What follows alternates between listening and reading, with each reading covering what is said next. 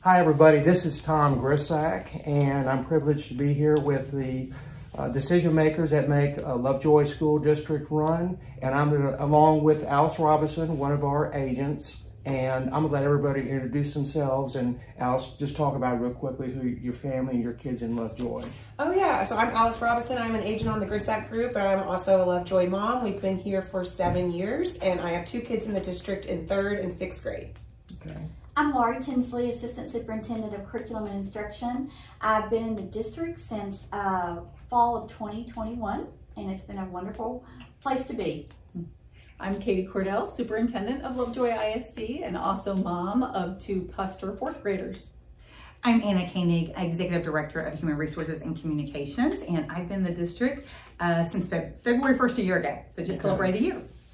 Well, I was telling Katie a little bit earlier, it seems like I come here about once a year to do these interviews to get caught up, and there's always a kind of something going on, an issue. So let me start off by saying, Katie, you're so gracious in meeting with us always. You're always out there, you know, once a week your newsletters come out. You're always out there talking about Lovejoy, making yourself available to people, and you're really a credit as administrator, and one of the reasons that I believe this school district didn't really have problems after the other superintendent left. You just picked the ball right up and carried it. So we all appreciate you. Well, thank you so much. And it's not just me. We have an incredible team, both here at Central Office and on the campuses. We've got some of the best teachers and educators in the business for sure. And it takes all of us. We do.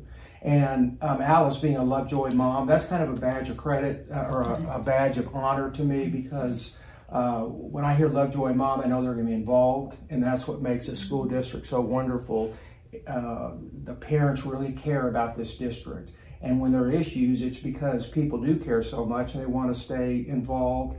Very expensive school district to live in, which I wish there were more affordable homes out here, but you know, the cost of land and the homes are just keep going up. So that's one of the things I wanted to start off with a question for you, Katie.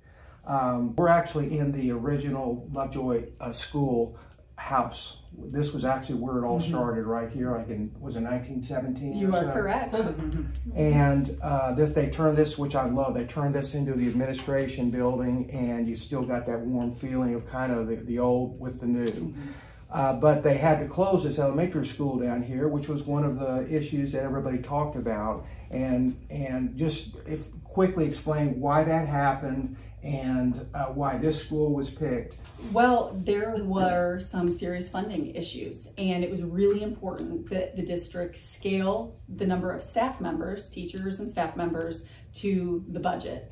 And the operation of 3 elementaries with the numbers that each elementary had was really inefficient, because I believe I wasn't here when the decision was made. Right. Came on board right after the decision had been made, but the 3 elementaries had a little over 400 students. And the decision was made to close Lovejoy Elementary and send those students to Puster Elementary and Hart Elementary School.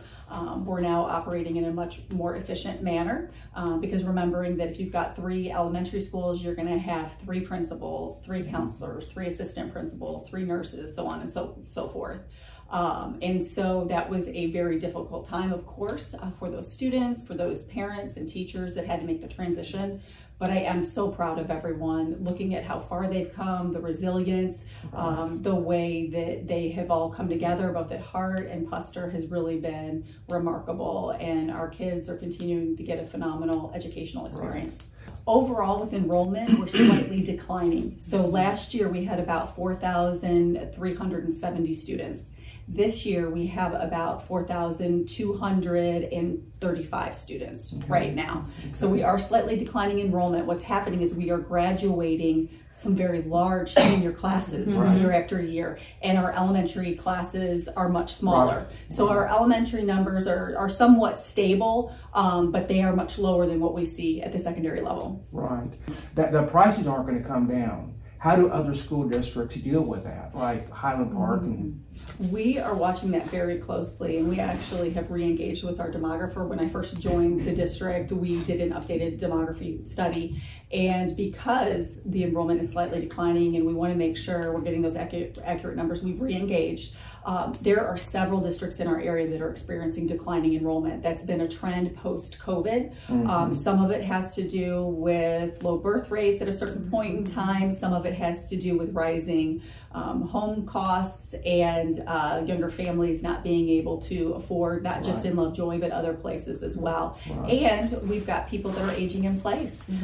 There are people in our community whose kids have gone through Lovejoy ISD, and they love their community, they love their neighbors, and they're remaining in their homes. Well, and we don't have apartments or anything that feed into it, so there isn't anything affordable that feeds into this district. This is, and a lot of people have a misconception that all of that retail over on Stacy Road and 75, the city or the school district is getting tax benefits from that. They don't, because that's all, anything west of meandering over to 75, that is all McKinney ISD. Another factor is that we have a very low socio-economic population. We're at about 3%, which is very unusual. And there are a number of federal funds that districts receive when they have higher numbers in that area. And those funds can go directly to instructional costs, paying teacher salaries, some of those things. And so that also puts us in a challenging position financially. Well, back to the enrollment, I know you had briefly touched on this before. When it comes to transfer students and scholar students, what is that going to look like next year? Absolutely. We are continuing our Lovejoy Scholars program at this time. That program's been very good to us. I'll let Anna share a little bit more information about that. She's actually oversees that program. I am. Currently, we have around 229 students in the program for this year. We just did applications for renewals. And so we have quite a few of those renewing, probably close to 200 we're sending out. We have sent out acceptance for those this past week. Now we have opened it up for any new scholars that want to apply, and we have close to 50 that have applied, and so we will give notice. We're going through their information by April 1st. How many can we take? Is there what we do is we look at the grade level. It depends on the grade level. For example, last year, second grade was tight. We waited until after school started, and we took 2 after school started because we needed to see enrollment. Our first priority, of course, is to our residents here and making sure we have spaces for them. But we did have some open up, and we were able to take some after that. So it's a little bit easier at secondary because we're not limited to the 22-to-1 ratio that we are, K4. And so, but we monitor, we look at that and monitor that very closely. And so basically what will happen is we've already closed applications. They've closed March 10th for new scholars. We'll go through, we'll look at what we have, what openings we think we have, what spaces, and then we could possibly open again. In fact, I've already had about 5 people reach out to me saying, So anyway, and so we moved up the timeline also, because that also helps with our budget, and so we can adopt that budget in June, and we know exactly, how many kids we have. The transfers we would have would be employees' children. And we have probably like 250 employee children, 270 that come to the district. So we're talking about between Lovejoy Scholars and employees' children, there's about 500 there. So is that something every district offers to their teachers? It is. It's so important for recruitment, retention, and we know that people who have their kids with them in the school system, they typically are much more invested, they spend more time in the district, and that's important. And that sense of community, that sense of connection is one of the things that makes our district uniquely special, and I think that certainly adds to it. It's definitely a benefit. Definitely a benefit. We also offer, I'll add, in regard to our teachers and their kids, as a recruitment, retention, support component, when we talk about non-monetary compensation, we run an employee children shuttle. So when the school day is done, let's say the teacher works at the high school and that they have an elementary student, they can get on one of our buses and be transported over to the high school to meet their parent. And we hear from some of our teachers and staff members that is one of the things that either keeps them here or has brought them here. That's nice. And even the younger ones, to the LCDC, just taking them from their campus to LCDC. And we are funded based on our number of students and then their attendance. So we have something called average daily attendance. And each day when our students show up for school, depending on the number that are there, that's the amount of funding we receive for that school day. And then the formula is very complex. As I said, some things weigh into that. Rising property values, which you think would help us, because our residents are writing a larger check each year because they're to the school district because their property values are rising. However, the state does something called wealth equalization. So the more that is raised locally by our residents, the state chips in less. So it equalizes that amount. So it feels very counterintuitive to taxpayers, understandably, because they're writing a larger check and then they can't understand why we are having funding challenges. The state of Texas has about a $27 billion surplus that they're talking a lot about during this legislative session. Some of that money is money that was from taxpayers that was written in checks to go to school funding. So we're really hoping that during this legislative session that there is attention put on school finance, in particular, increasing the basic allotment for school districts. Okay. Okay, Alice, you had some questions and, kind of the rumor mill going on out there. What? I know the last time we spoke, the 4-day week is off the table, but there is a master schedule that's getting looked at where days might be a little longer and then the teachers would have more planning days in there. That's not voted on yet, correct? That is correct. Okay. Right. And these are the questions that I get from my clients, because as Tom was saying, and as I've said before, these young buyers that are moving in that can't afford it are typically dual income, and they need a 5-day week or something to do with their children on the days that they're not there, or they'll look elsewhere. It's just not attractive to them. And so we need to retain the teachers, but we also need to recruit young families. And I know it's just like this fine, hard line to walk. Right. I'll frame it and then I'll kick it to Dr. Tinsley. But as I said, we're facing some challenges, funding challenges, and then another challenge is teacher retention, recruitment, and support. That's not just a Lovejoy ISD issue. That is a nationwide issue. It is a statewide issue. Last summer, about 43,000 Texas educators left the profession, and we're expecting another wave of that to happen again. So there's a very significant teacher shortage, which is an issue because our teachers are our most important and valuable asset in serving our students. We are examining ways, both compensation-wise, but also non-monetary, to support them, because what our teachers are saying is compensation's not adequate. We are overwhelmed because we don't have enough time to do our job, and that time is eating into our personal lives consistently, causing a level of burnout.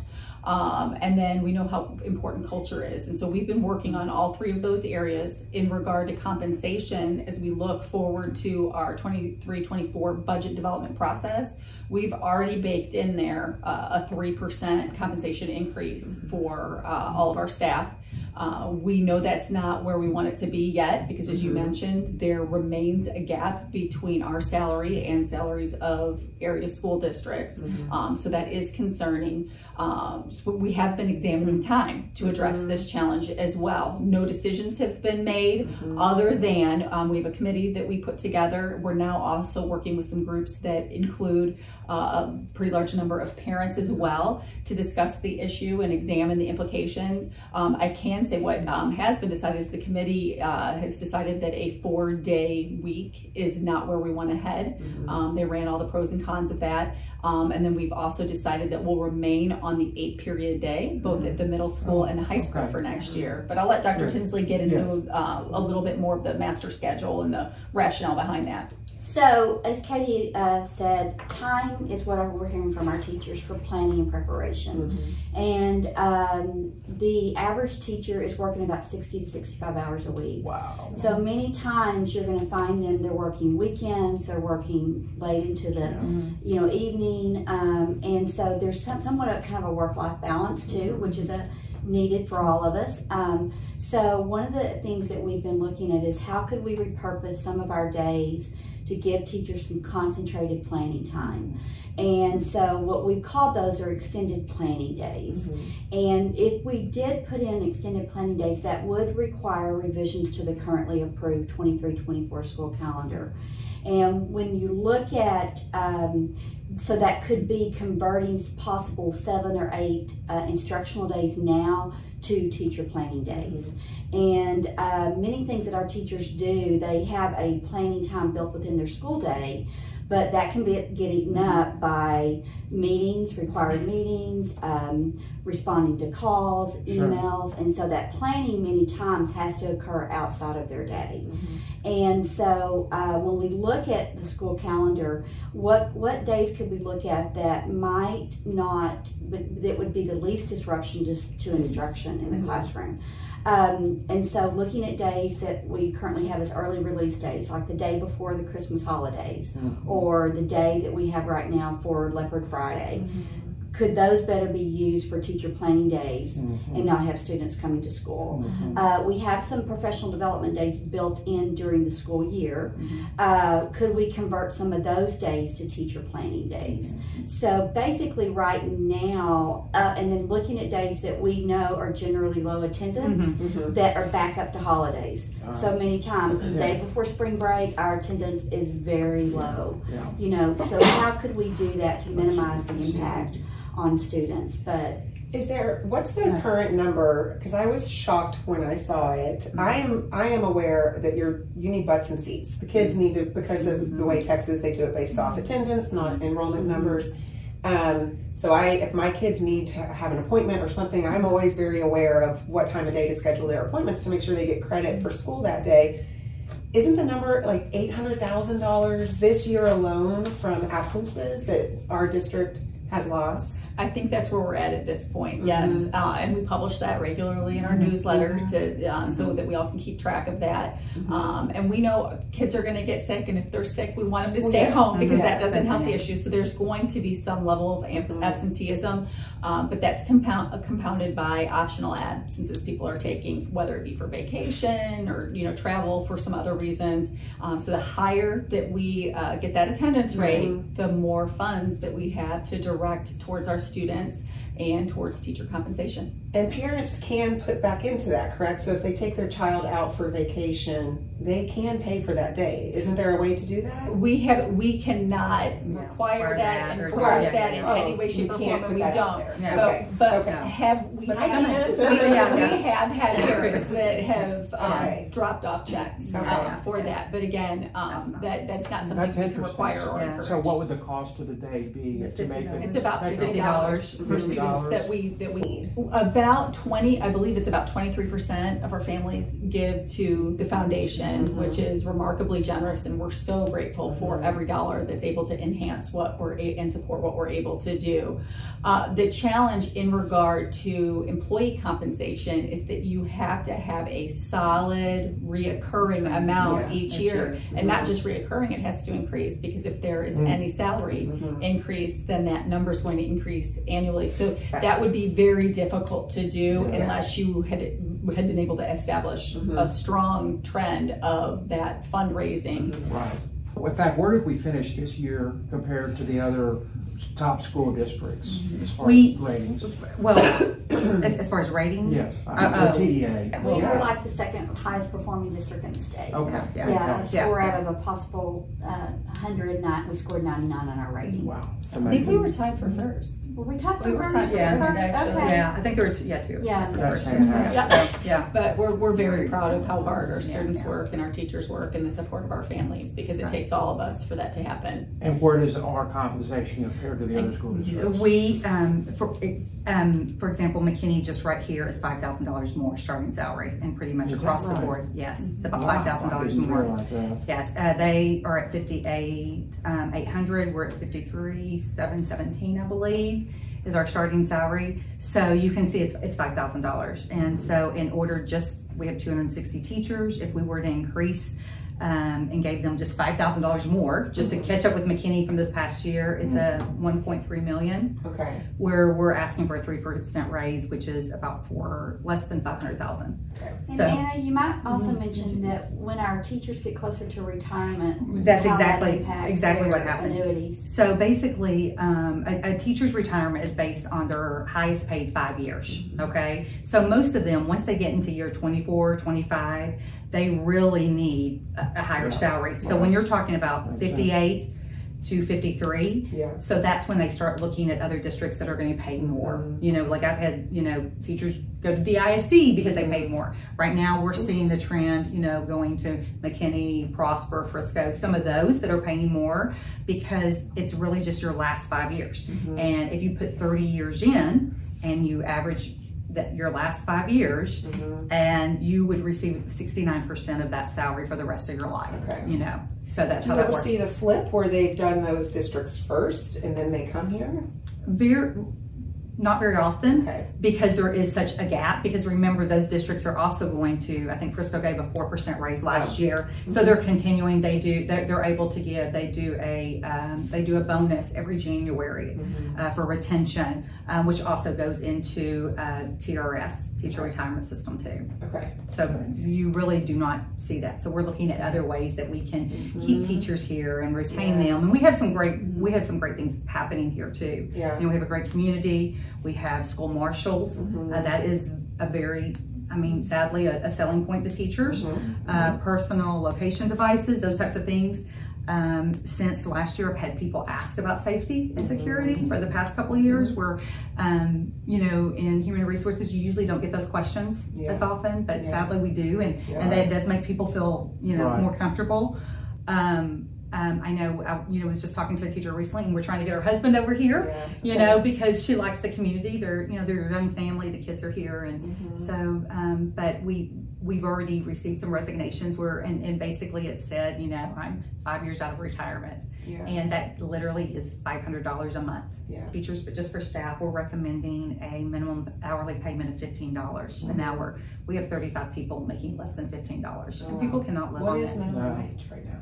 It's $7.75, I think, right now. Okay. So, but I mean, we have, you know, staff making $10.79, you know, $11 an hour, and that is just not affordable. No. And so that's something else we're recommending in our budget, because well, you know, we want those people to feel appreciated, and they're doing some of the toughest jobs in the district too. Out of curiosity, what do the bus drivers make?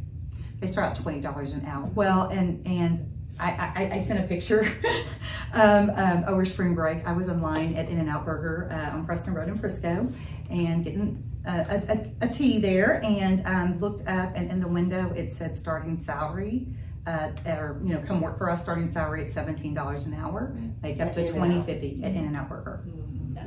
And bus drivers, the CDLs is very difficult to get, and it's gotten more difficult. And so CDL drivers are in very, very high demand. I'm proud to say right now we're doing pretty good with our staffing on that. It does go up and down because districts steal bus drivers from each other consistently, but right now we're better than we have been in the last 6 months. We have an awesome bus driver. My kids are on the bus. She's great. Yeah, we love our bus drivers. What happens if someone calls in at the very last second and they can't make a run? How do you have people on standby, or can they move quickly to get that bus? We have some sub bus drivers, but I'll tell you, and this just speaks to how incredible our teachers and our coaches are. Our coaches, most of them have CDLs. And they get here early to work with kids. And there have been a couple times, I'll never forget one time, the weather wasn't great that morning. We were fine here in Lovejoy to have school, but maybe out in some of the areas that our bus drivers live, it was going to be dangerous for them to try and get in, and they called in. We were not going to be able to have enough buses to get our kids to school. I picked up the phone, I called our athletic director, and I said, before I could even get the sentence out of my mouth, he said, what can I do to help? And he said, come on guys, let's go. And the sound that I heard was their chair squeaking as they got up to get up. And then they were really cute and pretty competitive, because they wanted to see who could keep the route closest to the So they were absolutely phenomenal, and that's part of what makes Lovejoy so special is that sense of team. Yeah. Go ahead, Alice. Well, I was going to say two things that it's easier for me to say as a mom, and maybe not as you might not even be allowed to, but the two things that I would urge people to do is not engage on social media or not believe everything that you read on social media. As Katie was saying, everybody's very transparent. If you have a question, I 100% agree. There's just a lot of noise on social media. And my other one is when the directions come out to how to reach out to our state representatives to do because I think it's going to be made pretty easy for us. We could copy and paste. You can customize your emails and your phone calls if you want to, or there will be scripts given to us. Do it. Flood their inboxes, flood their phone numbers, make them know who Lovejoy is so that we can get some action taken. Right. So yes, those are my two urges. Well, you all have done a magnificent job, and you always do, and we're kind of spoiled, to be honest with you. I just know we're going to be up there at the top. What can the community do for you that would continue to enhance, other than maybe offering to pay when their kid's out of school for a day or two? What other things can they do? I think making sure they're aware of our challenges. I think that awareness is step one, and we've had a real increase with that. People are very much dialing into the challenges with funding. In regard to the funding challenge, staying tuned with the legislative session. Our board has formed a legislative subcommittee, and that subcommittee, it does an update at every regular board meeting, and they'll be sharing ways that our community can let our representatives and our senators down in Austin know what we need for our Lovejoy students. And so that is a great help. Engaging with the foundation and being supportive of the Foundation for Lovejoy School enhances what we do.